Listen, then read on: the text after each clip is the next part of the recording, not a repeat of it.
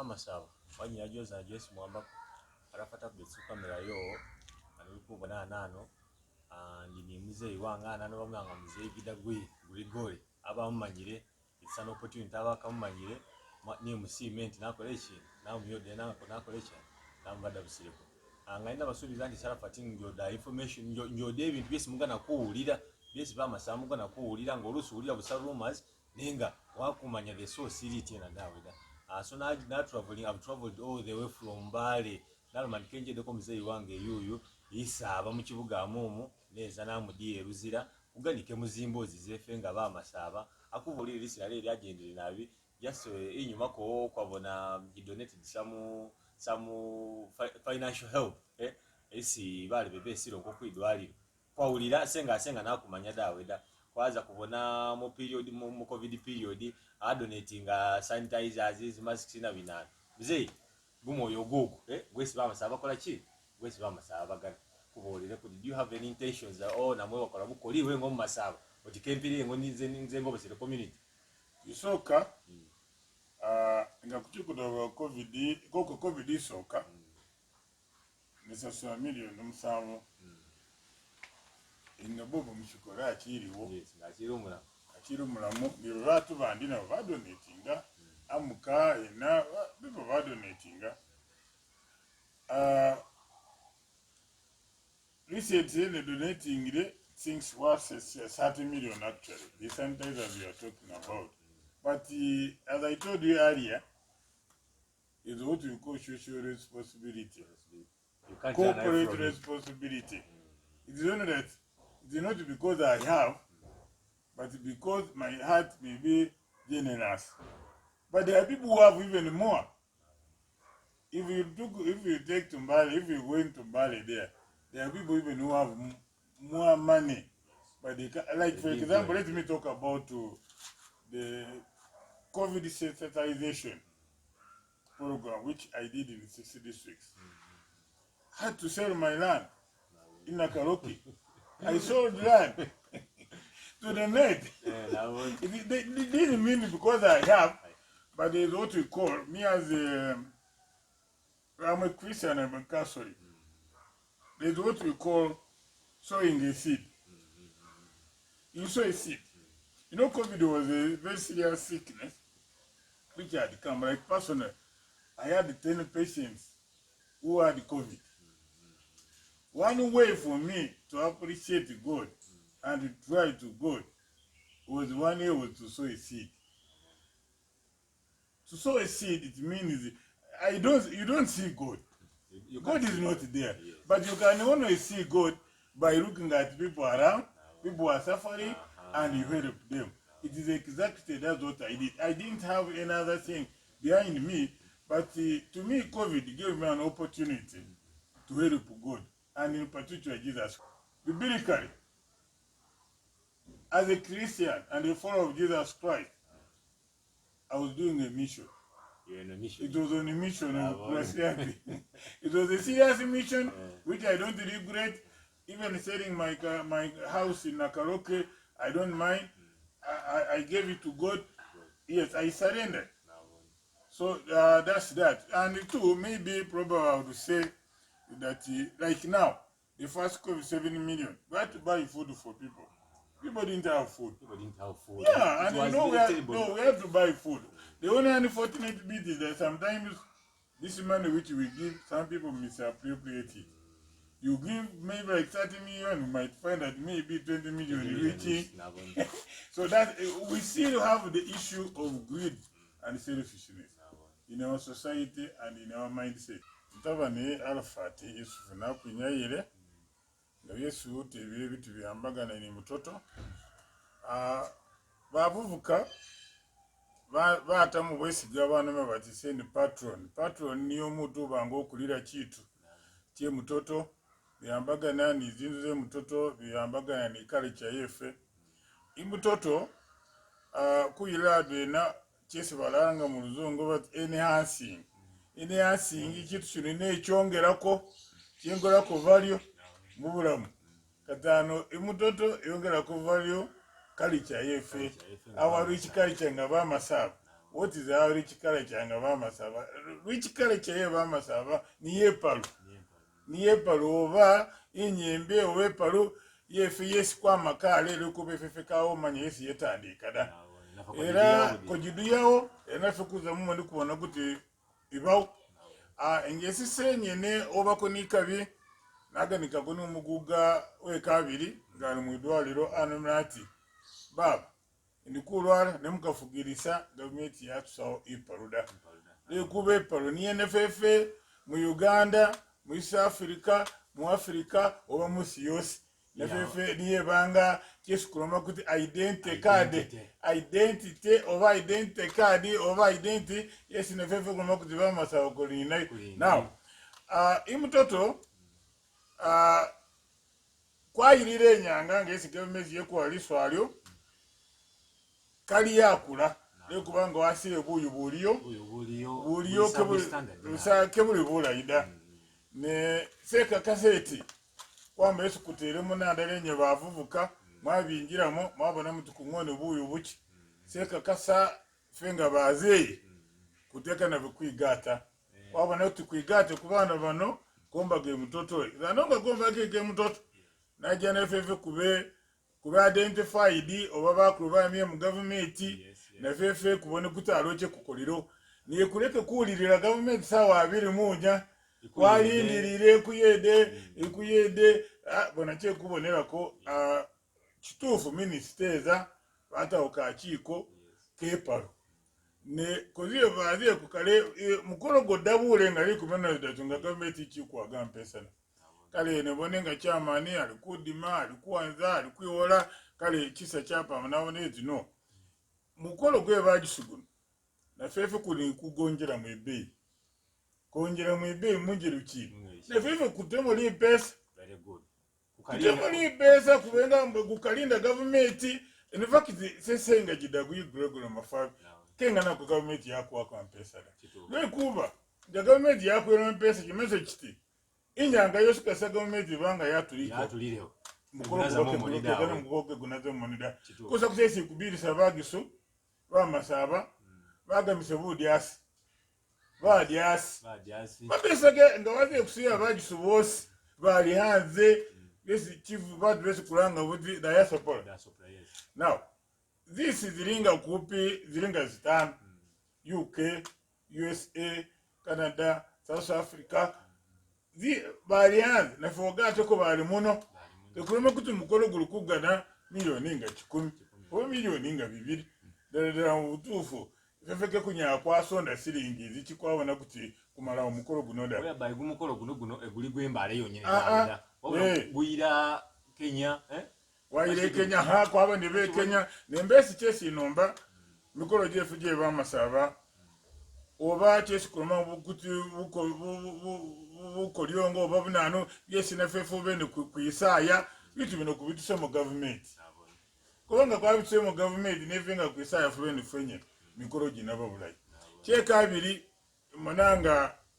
na dala chirete ati bizibu bukulembeze bwenzo ibone kugamba chizibu chiri mu gremeze bwenzo kale bukulembeze bwenzo buno na mubeza mukupi bagana bukuru ngefefe kazana bagana bukuru kwasira government kusira musala go government kusira bitu yesu kugamba batu baloze akwiva kugamba bakoze sezitebeze inzi Bamasaba kwa bibe kugamba linga inzare niye bayira ni kurakuranye nese senge sese kidagyo no meti bere kigana kuigatira adwena atomanyireke oba nyana kilometena oba kufirwa oba sacrifice kwegamba kuni kusacrificing ndakwama kusacrificing naja kunyalise kubona kuti our cultural institution ibaho and our cultural heritage and our cultural identity and at the end of it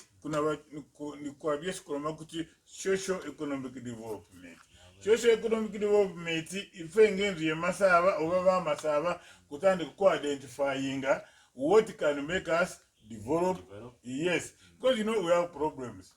Like for example, recent economic kobere ni bitu yambagana biti floods is not the sumbuyire esumbwire nabi ikakaseti if Inzu was strong at least by government is akudimba nefenga kwinjire Inzu yadabule nekatana akaba n'inyange n'uko bideza itabatu ona floods zezire batu bafa ningefu bagisu kwalindira government katanu kuna lindira government kudabusere ina ojine veke kuba nti Inzu ketulazagayo yakolako bade statement kunkodolinga babantu abafiirwa oba ketulazagayo alometi oba kwafudire buufu ekakuze kugabire zi family zi abantu abakuna buyonga dawe they are all silent wakibona sese no meteti fenga Bamasaba kwene kuturayo fubene kuiplanning kuleke kulinda si government baba Arafat government ni abantu nabo bantu ngefefe katano banyana bagana kukuyeda time yada bulanga ali ekikolere kindi katana fefe nga bagiso kunyako akola government kwefe na fefe kwikola mu mulimo ekubanga wazi government ibaweji misoro kale fefe kusuda misoro kwa government kwache bilandi government efenga kwa bene very strong institution kunyako bagaininga kwa kuno government na fefe kulikukola kitu kyefe okay keno mikitunga mutoto mutoto kulikusira kubuyo buli mutoto pa kilan which are 27 kilans na ulira womba kira basulane okay no I even gave material to other kilans but I like to put something different. That land is big, either like over 100 acres or 50 acres. I'm not sure about it. But you realize that we can develop that land. Maybe estate, we build like shopping malls. It's that now, as a cultural institution, there's income generating sector. So that now, we don't need to depend on the government to make our functions. Okay, the government can help. It can give us a token to support us. But it should not be the main source of funding this function. At the end of everything, kuna ba disappointed inga ni kwabona. Yes, exactly. In fact, people were disappointed kubanga ni babana ba performers artists. Kevimba dawe simply because they promised them money. Baba subiza siringi nenga. So basically the way I look at it that we should focus at developing Mutoto in a better way. Those hearts, as I talk now, to me, yes, they acted for the function, but now that the function is over, we should use the remaining period, that's this year ending and next year, to make better hearts than before. And two, we have got what we call also structural issues, like toilets, like what. We need to make these things better, so that by next year, we are I'm sure, so long as I'm still a patron, I work around the clock to make Mutoto a better place than before. Except I have an issue. Yes.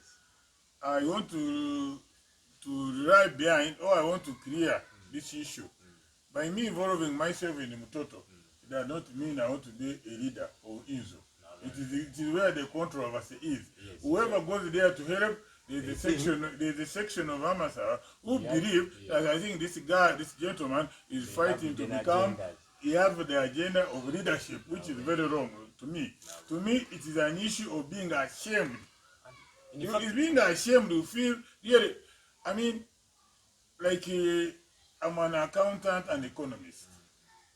My economics tells me that there's what you call social responsibility in the society. It means giving back to the community. To the community as a corporate body. You need to give back to the community. Giving back to the community, it is like telling God, thank you so much, for having made me what I am, for having given me this income, for having made my life very better. So you are really, I mean, to me it is essential. It is not an issue of maybe leadership, but it is a saying thank you because you came from the community. You give back what you have got from. But now, Muzei, do you think it's going to be easy for developing Mutoto? Kubanga we've seen the place, it's too dormant. what do you think? Which activities can we engage in? Kubona nti kulindirira bulindiri mudodo dawe kuli na mwaka gwepalu gonyine niyo kuziya mudodo ebe active wakibone was sharing with some guys kuna kulwempalu baluma bati we need activities like jimpira je buguga gisigale nga gikola ki gize maso nenga baginyayirawo. So as you, what do you think we can do keeping a chief kino kino nga kiri active? That is very true, because a stadium is like 60 feet by 60 feet. No, meters, 60 meters by 60 meters. Now, we have, and which is almost like an acre. But here we have got like 100 acres. So basically, we can take off 1 acre for those activities as we plan. To me, I believe the most important thing is that as Bamasaba, we must decide on the leadership. Yes. The moment we get a focused leadership, Yes. A leadership that can think of the future generation, let us say leadership that can plan like to 100 years minimum, basically means the limit is infinity. Now, if we have that leadership of minimum generation of 100 years, it is very easy. Because you see, 100 acres, you can do, there's a lot to be, first of all, the place is properly located. The place is properly located. It's a matter of putting roads, and, we make like a business center. You need a very big business center. Yes, for our cultural institution. Yes. My own argument here is that the leadership must get the land title for Inzu, because we have been given land which belongs to National Forest Authority. Now, we need to get this land from a government properly marketed that this is land for Inzu. But all that, I believe, will be done with stable leadership in Inzu Bamasaba. Now, I think Muzei can't tell you. What do you think?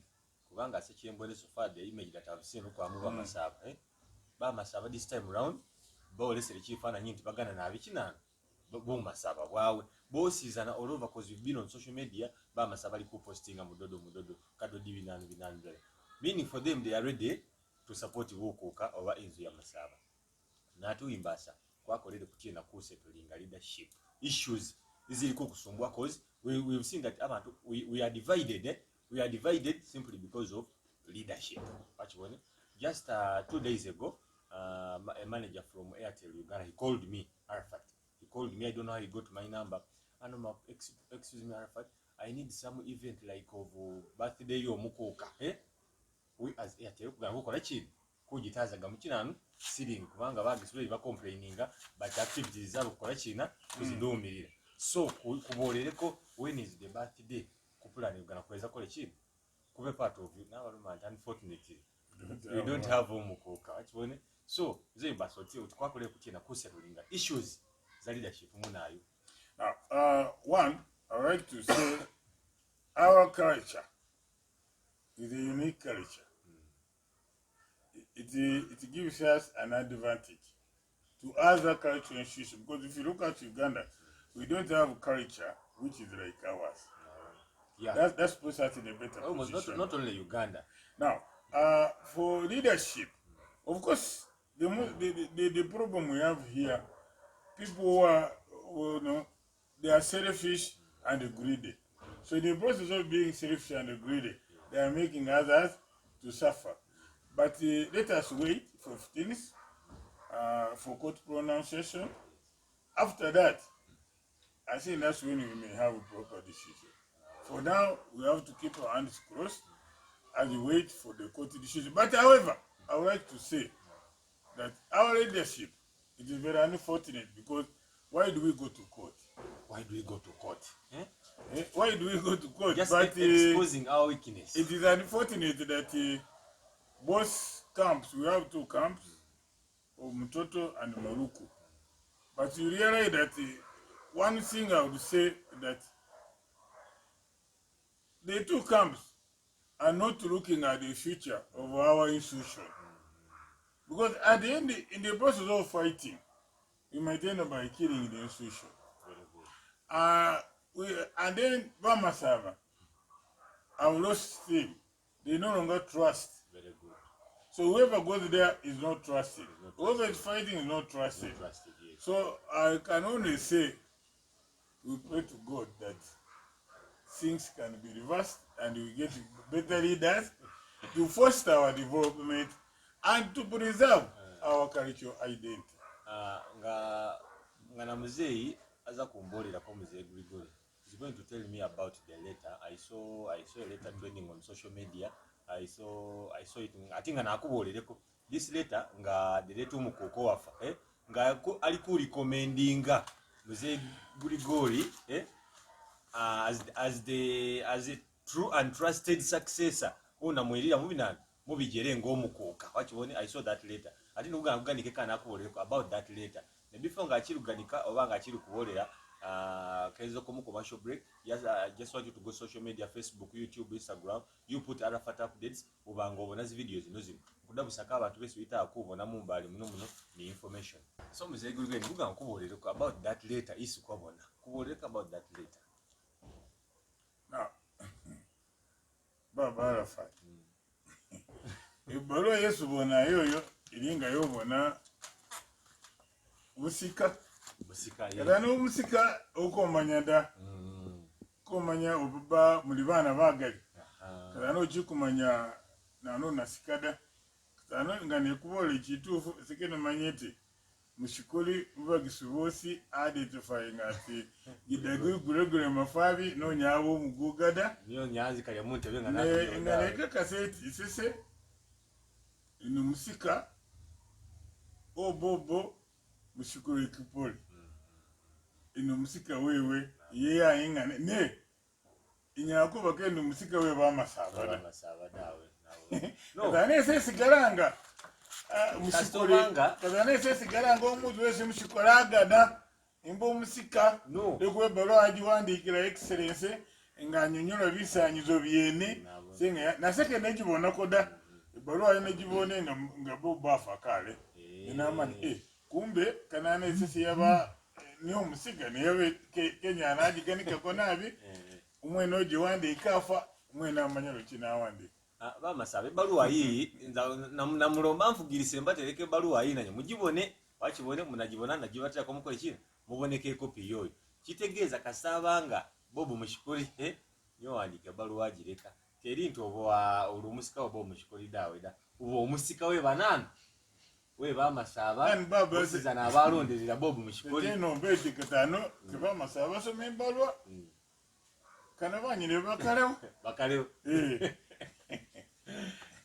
Bamasaba ngakurukumaliza video neno Bamasaba uzana mbalombere nti I make sure ati mbadabu sako ebintu byese mugana kumanya kuganika busadi information muganika buganiki kubanga we want you guys mumanyi china which prominent people do we have as Bamasaba best kuni kwa china kuganika. I traveled from Bale neza nane Ruzira nayo da Muzei Gregory kama ndio kuganikemu neze mbatereke video neno mukole china mujiwe Muzei to people outside there abaliyo nga banyala bakuyeda afenga Bamasaba obanga banyala bajoininga course yo kubona nti Bamasaba zale just one message then kusibula abantu. My message Bamasaba mwese nikulombeti kuyakanire ngaliwo kukayana oba kuyomba ninga kole mu bizibu kwigata nakindi kuleke moyo gwe budyasi kubeniga mazima nichikulu chene kubenga kufugirisa muwere ngakwafugirisa muwere ne kwigate bitu kulini nabyo